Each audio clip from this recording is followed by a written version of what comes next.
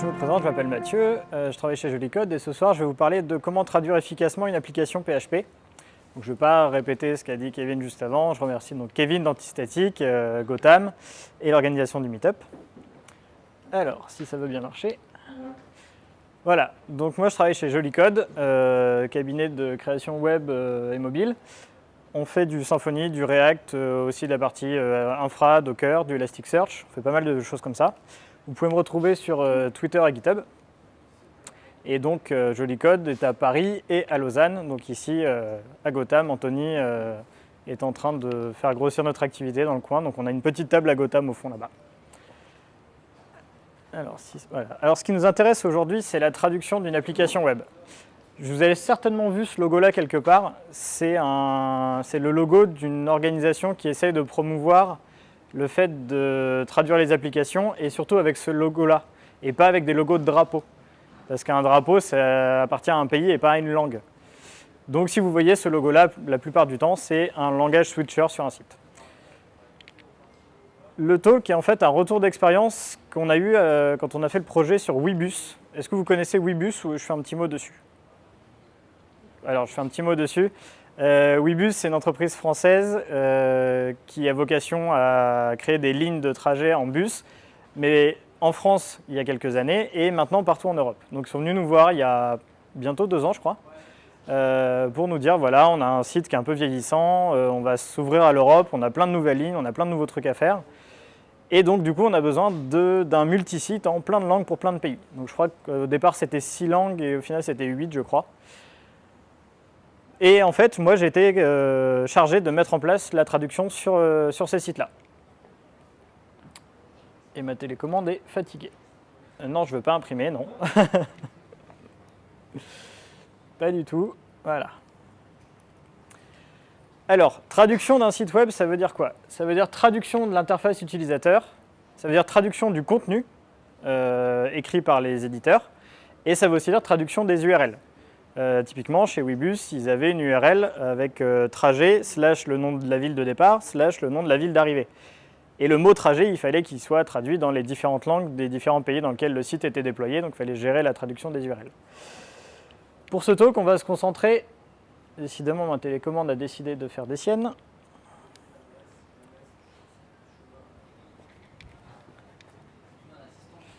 Ouais, je crois que je vais avoir besoin parce qu'elle est fatiguée. Nous, on va se concentrer sur la traduction de l'interface utilisateur. Parce que c'est là-dessus que j'ai eu le plus de boulot et c'est là-dessus que c'est le plus intéressant pour parler des différents outils qui existent et de la collaboration entre tous les gens sur un projet au niveau de la traduction.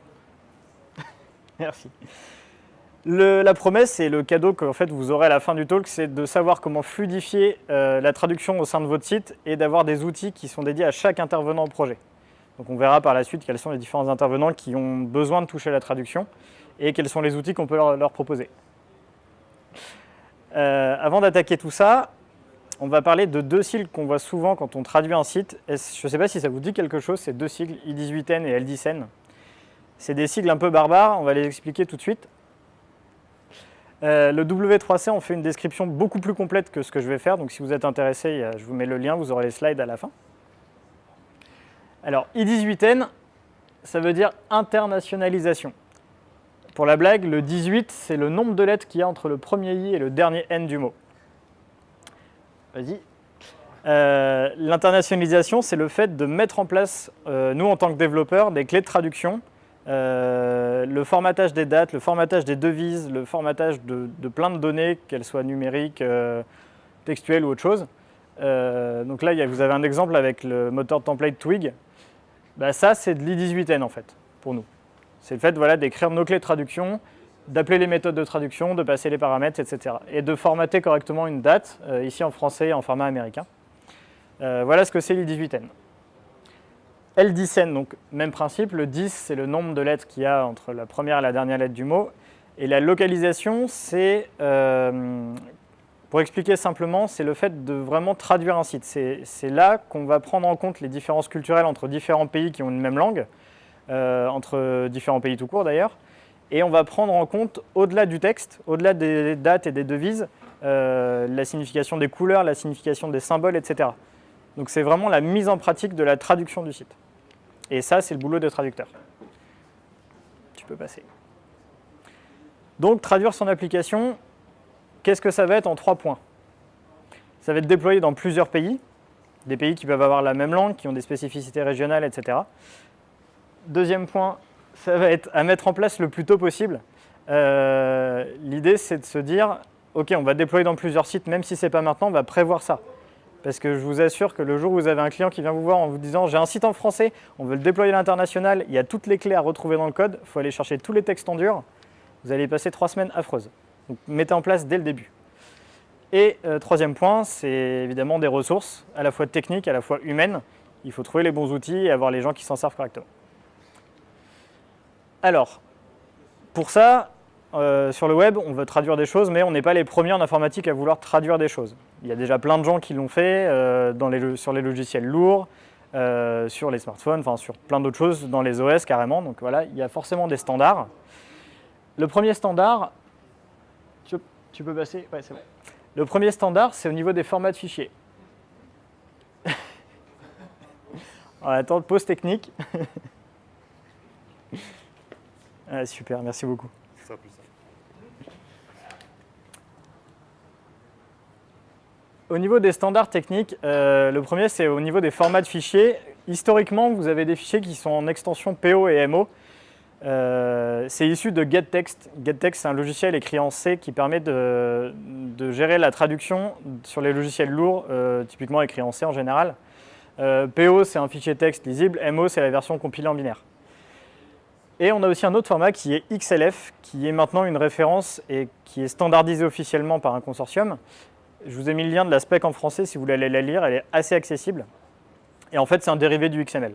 Donc c'est un format particulier d'XML pour stocker de la donnée de traduction. Et pour manipuler ces fichiers-là, on a des outils. Donc il y a POEdit qui est très connu.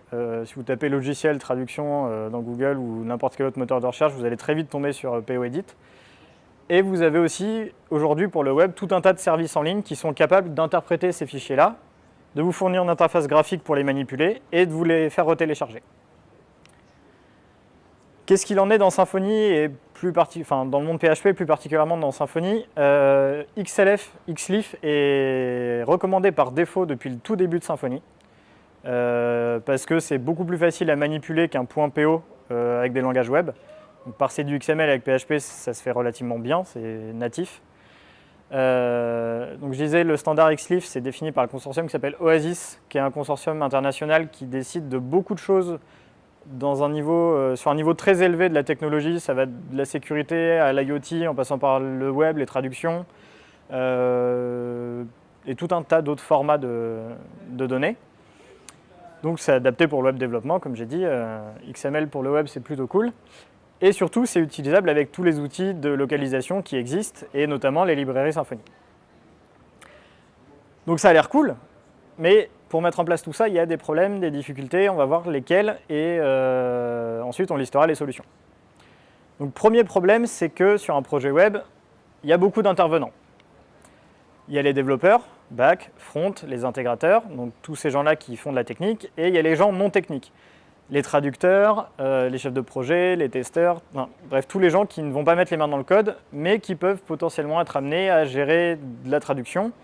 Et ces gens-là, on ne va pas leur demander d'aller éditer un fichier XML dans un logiciel qu'ils ne comprennent pas, qu'ils ne connaissent pas. Il va falloir donc qu'on leur trouve des outils pour qu'ils puissent manipuler ces traductions. Deuxième problème, la gestion des messages. Il va falloir décider qui est responsable de l'ajout de nouvelles clés de traduction quand l'application évolue. Il va falloir décider d'une nomenclature de clés, donc typer les choses qu'on affiche dans l'interface utilisateur, savoir comment on va nommer telle clé suivant là où elle se trouve dans cette interface. Enfin, il va falloir trouver une espèce de catalogue de règles pour que tout le monde s'y retrouve et qu'avec une clé de traduction, on soit capable d'identifier où est-ce que ça s'affiche dans l'application. Et il va falloir également régler le problème de la synchronisation entre le code et les traductions. Un petit exemple, un développeur va faire une fonctionnalité du site, exemple un moteur de recherche, et il va falloir donc traduire le label du bouton recherché, la petite phrase qui va s'afficher en cas de non-résultat, la petite phrase qui va afficher le nombre de résultats, bref, toutes ces petites choses-là, il faut les traduire. Donc la fonctionnalité peut très bien être prête, traduite en une langue, mais il faut que les traducteurs fassent leur boulot et traduisent dans les quelques autres langues du site. Et comment on va synchroniser le fait d'avoir fini la feature et fini les trades? À quel moment on décide de déployer?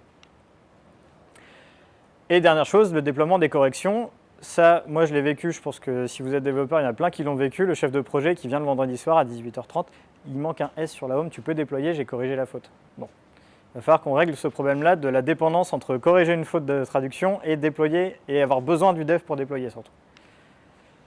Troisième problème, le stockage des messages. Alors ça peut ne pas être un problème selon comment vous êtes organisé, mais il y a des projets pour lesquels c'est un problème. Alors là, le monde parfait où tout va bien, on stocke nos messages dans un service en ligne avec une belle interface qu'on fournit au traducteur et tout va bien. En tant que dev, on copie les .xlf dans notre logiciel de versionning de code. Là, j'ai mis Git par exemple. Et il y a des projets où c'est un peu plus exotique. Moi, j'ai déjà vu des choses comme ça. Un .csv hébergé sur un FTP et il n'y a qu'une personne qui a les accès, donc quand elle est en vacances, on ne fait pas de trad. Ou alors carrément un Excel en pièce jointe d'un mail. Et il ne faut pas perdre le mail. Voilà. Donc il faut savoir qui a la dernière version surtout. Parce que ça, c'est assez rigolo. Donc voilà, il ne faut pas faire ce qu'il y a à droite, il faut faire ce qu'il y a à gauche. Côté front-end, parce que c'est bien, on a traduit les choses côté back-end, donc au premier rendu, on va avoir une application qui est bien traduite, impeccable, mais quand on va avoir des appels asynchrones en JavaScript et qu'on va vouloir afficher des messages d'erreur, et ben là, on va se retrouver avec un petit souci, c'est que soit il faut qu'on connaisse la langue pendant la requête Ajax, soit il va falloir avoir un catalogue de traduction côté front. Donc une des solutions, ça peut être de dumper toutes les traductions de notre site et de mettre toutes les langues dans un objet translation dans Windows. Donc potentiellement un objet qui va peser assez lourd côté front. Le problème de ça, c'est qu'on peut potentiellement leaker des infos sensibles parce que si on ajoute toutes les traductions de notre application dans un objet côté front et qu'il y a les traductions de notre back-office, il va peut-être nous arriver des bricoles. Et troisième chose, c'est qu'il va falloir réinventer toute la roue ou trouver des librairies qui vont nous permettre de gérer la pluralisation, la gestion de paramètres dans une clé de traduction, etc. Donc, il y a pas mal de choses à voir côté front. Voilà, maintenant je vous ai tous dégoûté de la traduction, vous n'allez plus vouloir traduire une seule appli, vous allez tout faire en anglais. Non, c'est pas du tout le but, on va trouver des solutions. La première, ce que je vous conseille, c'est d'utiliser un outil en SaaS. Alors si vous ne voulez pas utiliser un outil en SaaS pour des raisons de confidentialité pour vos clients ou des raisons de budget, parce que ça coûte un petit peu, même si généralement ce n'est pas très cher, il existe certains logiciels open source qui vous permettent d'héberger ce genre de solutions vous-même et qui sont connectables via une API. L'idée de cette solution, nous, ce qu'on a choisi sur Webus, c'est qu'on envoie dans l'API de Loco, donc le service en ligne, on leur envoie toutes nos trades, toutes nos clés de trad, et eux, ils nous fournissent une belle interface avec les différentes langues et les différents messages. Et pour chaque langue et chaque message, on fournit au traducteur des accès, et chaque traducteur traduit ses clés de trad en cours. Une fois que tout est fait, tout est validé, tout est sauvegardé ici, nous, toutes les 5 minutes en prod, on vient récupérer les traductions via l'API. Et comme ça, on est sûr d'avoir des traductions toujours up-to-date. Donc ça, c'est super cool. Si vous ne voulez pas de SaaS, vous faites la même chose avec un outil hébergé vous-même, une petite interface hébergée vous-même, et vous avez le même principe. Pour travailler avec tout ça, nous, on a découvert un outil, et on a même contribué dessus avec Joli Code, qui s'appelle PHP Translation. Donc c'est une organisation sur GitHub qui propose plusieurs packages, dont un gros paquet d'outils pour gérer l'I18N de nos sites. Le premier outil, ça va être une représentation objet d'un message de traduction. Donc sa clé et sa traduction et la langue dans laquelle c'est traduit. Donc c'est relativement basique comme outil, mais c'est hyper utile parce qu'à partir de cet objet-là, on va pouvoir le faire passer dans plein d'autres outils qui vont nous permettre de manipuler correctement nos traductions et d'être sûr qu'elles ne soient pas corrompues. Deuxième outil, l'extractor. Lui, il va nous permettre d'aller, lui, il va les fouiller dans notre code, que ce soit nos templates, que ce soit les contrôleurs ou n'importe quel autre type de fichier dans notre application. Il va aller chercher toutes les clés de traduction qu'il trouve. Et il va les mettre dans le bon fichier en XLF, et ensuite ce XLF sera envoyé dans votre service de traduction, et puis ensuite, une fois que c'est traduit, vous les récupérez. Le storage adapter, c'est le truc le plus malin qu'il y a dans ces packages, c'est une abstraction qui va vous permettre de stocker vos traductions un peu partout. Que ce soit dans un service en ligne, que ce soit dans votre propre service, que ce soit sur votre disque dur, sur un FTP, sur Amazon S3, sur ce que vous voulez. L'idée, c'est on abstrait tout ça, le seul truc qui se passe, c'est on envoie un fichier de traduction vide et on récupère un fichier de traduction avec les trades. Et c'est avec les storage adapters qu'on va faire ça. Et le dernier, c'est un outil un peu magique. Le translator, c'est un vrai translator. C'est-à-dire qu'il se connecte à une API de traduction, typiquement Google Translate, et on lui envoie la version anglaise, par exemple, et on lui demande, on veut la version en français, en italien, en allemand, en ce que vous voulez, et il vous renvoie tout. Donc c'est à prendre avec des pincettes parce que c'est du Google Trad automatique. Celui-là, on ne l'a jamais essayé. Si vous êtes aventureux, testez, mais c'est un peu chaud. Ces outils-là, ils ont l'avantage d'être framework agnostique. Si vous avez une application avec un PHP custom à la main, pas de framework, pas de souci, vous pouvez vous en servir, il y a un package unique. Si vous avez une application Symfony, il y a un bundle qui va vous permettre de faire la config un peu plus facilement. Idem si vous avez une application Laravel. Et de base, dans ce package-là, PHP Translation, il y a des storage adapters pour quelques services en ligne de gestion de traduction. Donc pas tous, parce qu'il en existe quand même énormément. Je crois que j'en avais compté une quinzaine la dernière fois que j'ai donné le talk. Je ne sais pas s'il y en a plus aujourd'hui, mais il y en a 3-4 des plus connus qui sont supportés.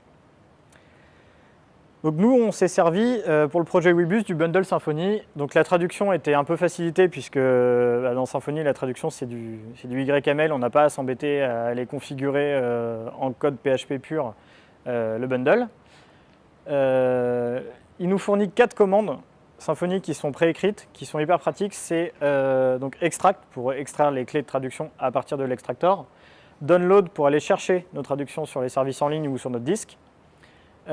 Sync pour synchroniser les fichiers XLF de Symfony avec le service de traduction, pour être sûr qu'on est à jour des deux côtés. Et statut pour avoir le statut exact de notre traduction à un instant T. Est-ce qu'il nous en manque? Est-ce qu'il y en a qui sont invalides? Est-ce qu'il faut qu'on aille download celles qui sont les dernières mises à jour ou pas? Et le dernier point, le bundle Symfony fournit 3 outils qui nous ont été hyper utiles, enfin surtout les 2 premiers. Je vais les détailler dans des gifs tout à l'heure où il y a des petites démos. Donc la config, désolé pour ceux qui ne sont pas développeurs, mais il n'y a que 3 slides de code. Voilà, en une grosse dizaine de lignes, on a configuré le bundle. On donne les dossiers dans lesquels on va aller chercher nos clés de traduction. Le dossier de sortie qui est translation. On exclut tout ce qui est les tests unitaires, tout ce qui est le cache, tout ce qui est les logs, etc. On ne va pas les fouiller là-dedans, ça ne sert à rien. On configure un remote storage qui, dans notre cas, est loco, un service en ligne. Et loco, on lui fournit la clé d'API et en avant.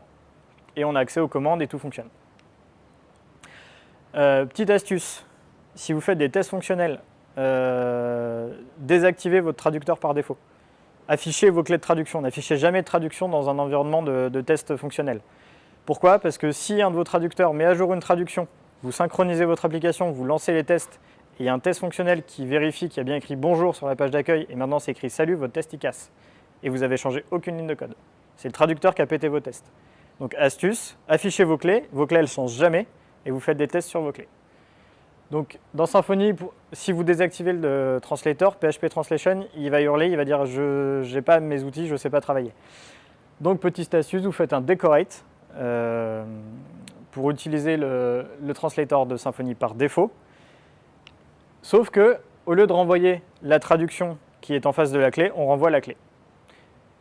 Alors ça, c'est la version que nous, on a utilisée, où on traduit quand même les routes, parce que sinon, on se retrouve avec des URL qui ne marchent plus. Mais tout ce qui n'est pas une route, on renvoie la clé de traduction et non la traduction. Comme ça, on peut faire nos tests tranquillement, sans être sûr en étant sûr que les traducteurs ne cassent rien. Dernière petite astuce de code. Tout à l'heure, je disais en production, toutes les 5 minutes, on va récupérer les nouvelles traductions s'il y en a. Voilà le cron tab pour faire le job. Mettez ça sur vos serveurs de prod une fois que vous avez déployé votre application et tous les quarts d'heure, là c'est qu'on va configurer tous les quarts d'heure, ça va chercher les nouvelles traductions sur votre service en ligne et vous êtes sûr d'avoir des trades toujours à jour. Donc votre chef de projet qui vient vous voir le vendredi en vous disant il y a une faute sur la home page, il peut la corriger tout seul, un quart d'heure après il est sûr que c'est en ligne. Et vous êtes complètement indépendant.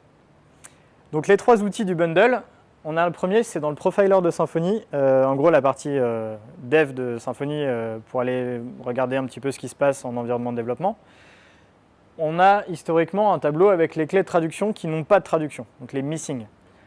Avant l'installation de PHP Translation, il n'y a pas les petites cases à cocher sur le côté, il n'y a surtout pas le bouton en bas.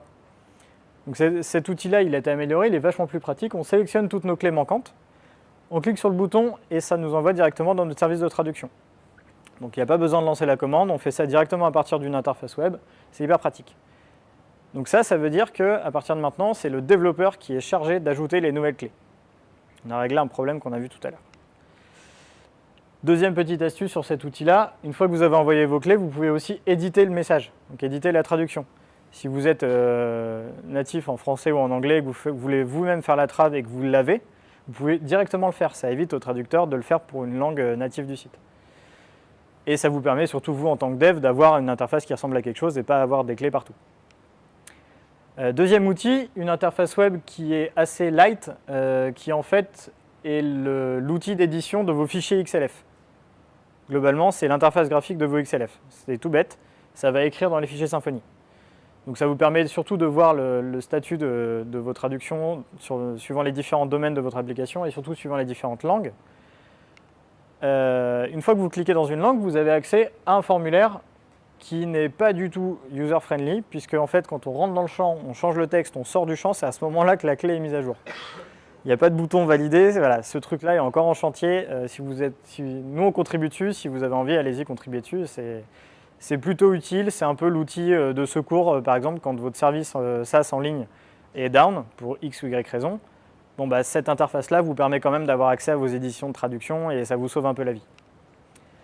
Dernier outil, à prendre avec des pincettes parce que ça vous permet d'éditer vos trades directement depuis le front de votre site.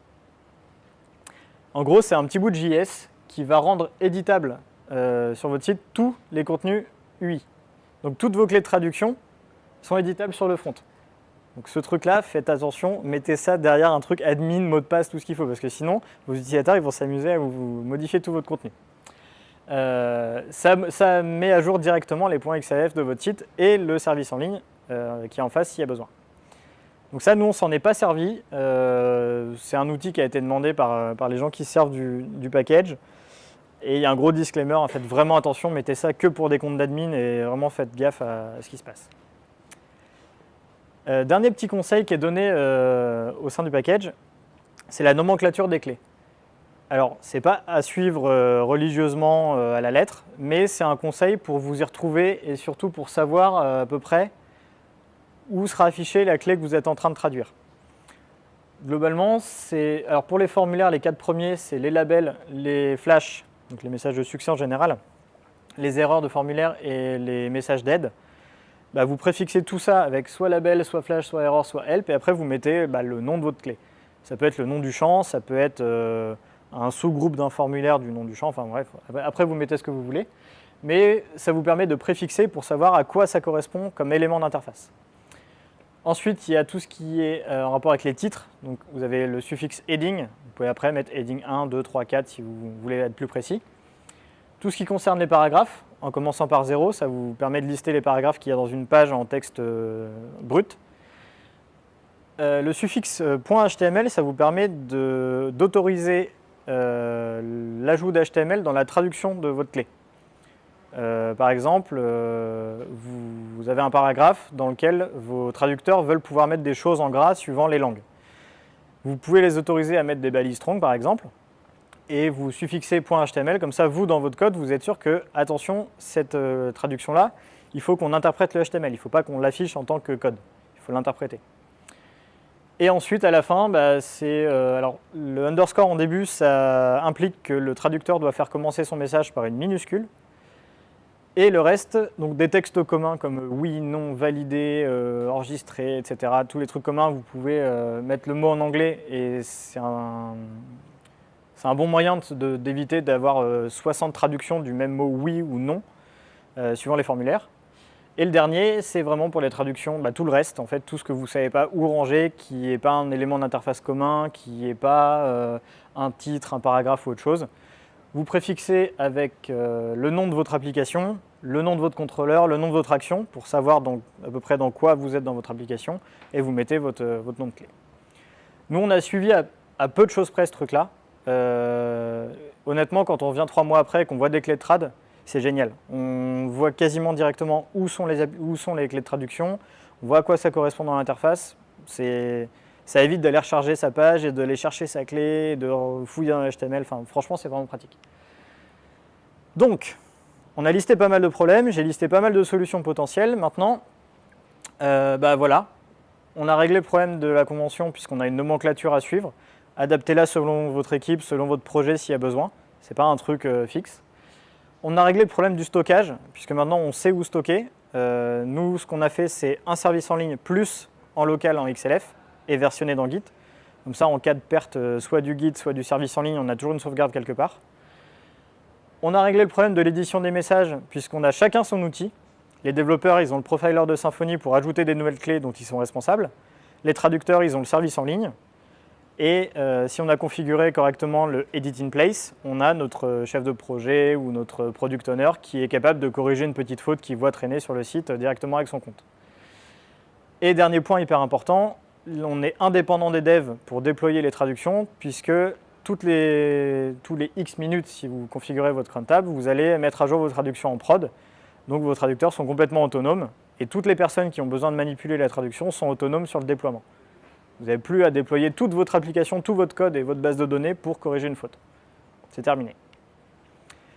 Petit schéma récap de comment tout ça se passe. On a les développeurs qui interviennent en premier, qui sont chargés d'ajouter des nouvelles clés de traduction. Ces clés de traduction, elles sont ajoutées à la fois dans les fichiers XLIF de votre application et à la fois dans le service en ligne que vous utilisez à travers son API. Ensuite, vous avez les traducteurs qui sont chargés de traduire dans toutes les langues de votre site les clés de traduction. Donc ça, ils font ça à travers l'interface utilisateur de votre service en ligne.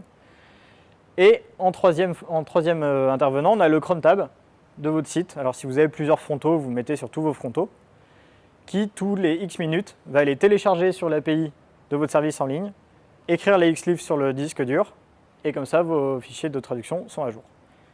Et tout ça, ça marche tranquillement. Il reste quand même quelques problèmes.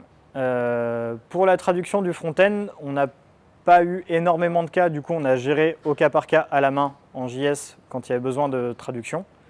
Il existe un bundle qui s'appelle Bazinga JS Translation Bundle qui est fait par William Durand, si je ne dis pas de bêtises, qui fournit toute une couche JavaScript pour aller interroger les traductions de Symfony. En gros, ça vous permet d'avoir accès à vos clés de traduction de manière sécurisée, en tout cas contrôlée. Vous choisissez ce que vous mettez à dispo au front et de pouvoir traduire donc avec du JavaScript. Deuxième souci qui reste, c'est la gestion du cache. L'exemple typique, c'est quand vous ajoutez un nouveau fichier de traduction dans votre application et que vous déployez ça, il y aura un petit souci de cache parce que Symfony génère le cache de traduction que des fichiers qu'il connaît déjà. Donc, si vous voulez faire comprendre à Symfony que vous avez un nouveau fichier de traduction, il faut flusher tout le cache de Symfony, pas que les traductions. Donc c'est un peu gênant, c'est un problème que nous on a déjà détecté. Ça arrive dans un cas très particulier d'un nouveau fichier, donc pratiquement rarement, en tout cas juste au début de l'application normalement. Il y a un ticket qu'on a ouvert, nous, avec Joli Code, on est en train de travailler avec les gars de Symfony pour régler le problème.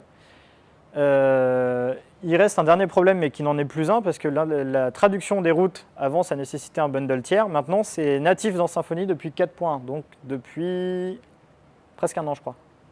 Et avec la 4.2, ça va être amélioré. J'ai fait un petit point sur les nouveautés de la dernière version de Symfony qui sort là dans quelques jours. Voilà. On a un nouveau formatage des clés de traduction pour la pluralisation. Aujourd'hui, quand vous faites une clé de traduction qui peut prendre plusieurs formes suivant le nombre d'items qu'il y a dans votre clé, exemple, je vais afficher j'ai une pomme, j'ai 2 pommes ou j'ai 0 pomme.